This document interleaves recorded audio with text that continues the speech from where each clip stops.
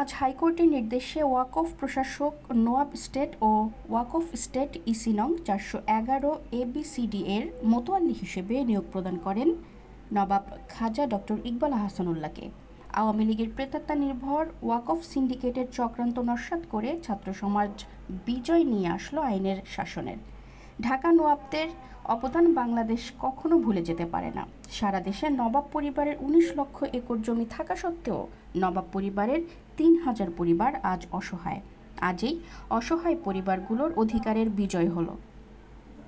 Alimullah Waqf estate EC number 411A, Majidganj Waqf estate 411/B, Ainuddin Haidar ও Fayzunnesa Waqf estate 411/C, Fajidunnesa Waqf estate EC number 411/D এর মুতোয়াল্লি নিয়োগ প্রসঙ্গে ইসি নাম্বার 411 এর 6 খণ্ড অংশ 3 খাজা আলিমুদ্দিন ওয়াফ স্টেট ঢাকা মহামান্য সুপ্রিম কোর্ট হাইকোর্ট বিভাগ রিট পিটিশন নাম্বার এত মোতাবেক গত 13/5 তারিখের রায় উপযুক্ত বিষয় সূত্রের প্রেক্ষিতে মহামান্য সুপ্রিম কোর্ট হাইকোর্ট বিভাগের রিট পিটিশন এত নাম্বার 13/5/2024 তারিখের রায়ের আলোকে তাকে ডক্টর খাজা ইকবাল আহসানুল্লাহ পিতা মৃত Khaja Abdul Gani EC number 411A, 411B, 411C, 411D এর মুতোয়াল্লি নিয়োগ করা হইল।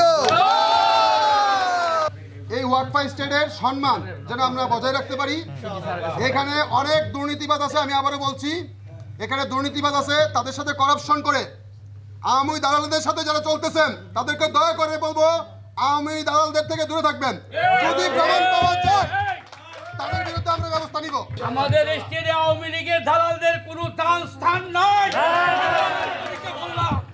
আজকের এই সুন্দর বিকেলে যখন আমি ভিতরে প্রবেশ করলাম, আমাকে বলা হইতেছিল আমি 1 ঘন্টার স্টেটমেন্ট দিয়েছি, 1 ঘন্টার মধ্যে দিতে হবে, এই জন্য আমাকে আন্ডারটেকিং দিতে হবে। আমি বলেছি যে 1 ঘন্টা দিতে হবে হাইকোর্টের রায়ের বলে, আমার বলে না।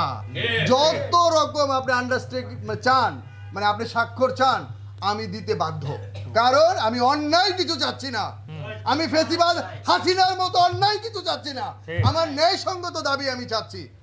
আমি সবাইকে বলবো খাজা হাসান ইকবালের সাথে এক পরিবার হইয়া সেই ডক্টর ইউনূস সাহেবের কথা বলে দেই, আমরা এক পরিবারের লোক, একসাথে থাকবো।